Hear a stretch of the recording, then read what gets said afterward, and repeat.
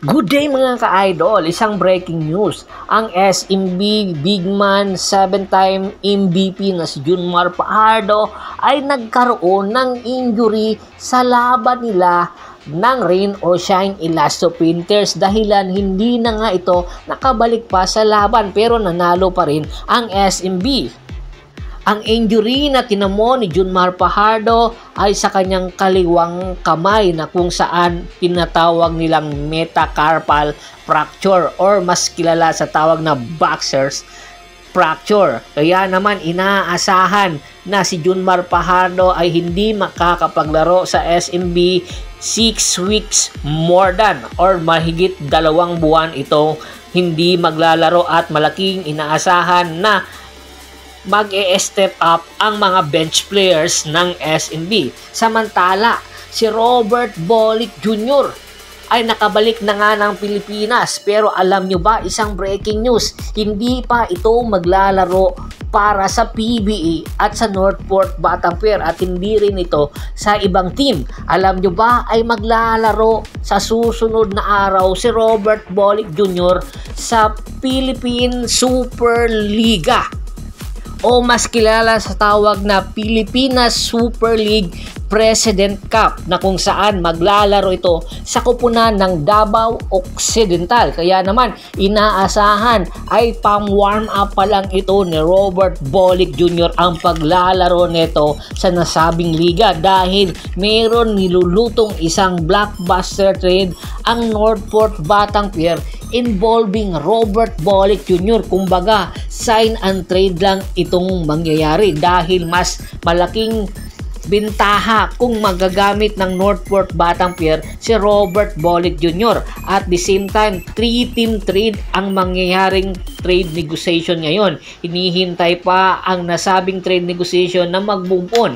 Pero ang importante dito ay involved dito si Robert Bolick Jr. at malaki ang tsansa na magbalik ito sa Pilipinas, dahil ang Northport Batanguer hindi kakayanin kung wala silang superstar na sasandalan at hindi kakayanin ng kanilang import at syempre no Joshua Monson at ni Arvin Tolentino. Kaya naman ang nasabing player na si Ray Parks Jr. ang iniulat na posibleng kapalit ni Robert Bolick Jr. Oo, mapupunta si Robert Bolick sa tropang Giga at magiging kapalit ay si Ray Parks Jr. Matatandaan, si Ray Parks Jr.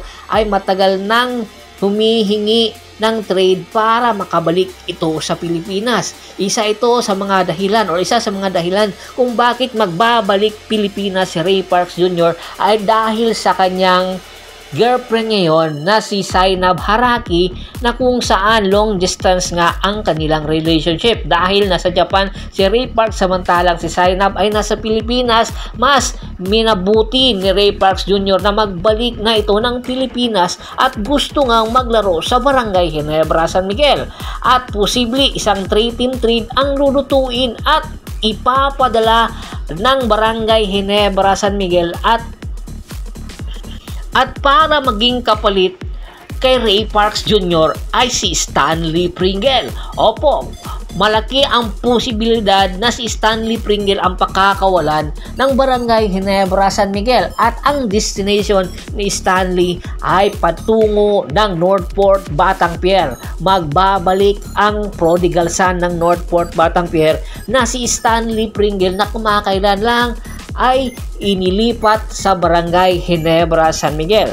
At dahil nagkakaedad na nga si Stanley Pringle, meron daw itong isasama sa package at isasama si Sydney Onhubere na nanggaling din sa Northport Batanguer bago na ilipat sa Barangay Ginebra San Miguel, na kung saan naging bench players nga si Sydney Onhubere sa sa Barangay Ginebra San Miguel, dahilan para bumaba ang kanyang kalidad. Kaya si Stanley Pringle at si Sydney Onhubere ang destinasyon ay ang Northport Batanguer, samantalang si Ray Parks Jr. ay papunta ng Barangay Ginebra at si Robert Bolick naman papunta ng tropang Giga. At take note ha, meron pa daw marireceive ang Northport Batanguer na future first round pick nila para maging patas ang nasabing trade negotiation dahil luging-lugi ang Northport sa nasabing trade transaction na ito dahil si Stanley ay hindi na mapapakinabangan ng matagal ng Northport. At syempre, si Sydney Onobere naman, hindi pa nila alam kung magbabalik ang dating forma nito. Kaya naman, si Robert Bolick Jr. ay makikinabangan talaga ito ng tropang Giga at si Ray Parks din, ganun din sa Barangay Ginebra. Kaya luging-lugi sa nasabing trade transaction ang Northport dito. Kaya anytime, baka posibleng baguhin pa ang trade transaction at gumuha pa ng mga player na posible idagdag. Kaya aabangan natin yan. Aalalahanin natin, isa pala po itong hint, hindi pa po ito matutuloy or depende po sa negosasyon. At bago pa man natin tapusin ang ating kwentuhan, shoutout muna tayo sa ating mga followers at subscribers kay Sir Mark Alvarez, Romar Marliari, Buboy Sintillas, Red Ferrer, Anthony Laquialon, Ronald Bersubidad, Kagawad Katsakino Dukusin ng Hagonoy, Bulacan, Ricky Lanza ng Ricky Rider TV ng Tansa Cavite, Julius Roche at si Mr. Dines Lagdaan. Marami pong salamat sa walang sawa niyong pagsuporta. Pakibisita na rin po ng Facebook fanpage ko. Paki-like, paki-follow, paki-share, ganun din po sa YouTube channel ko. Once again, this is Percival Monteron at your service. Hanggang sa muling kwentuhan. Maraming salamat po.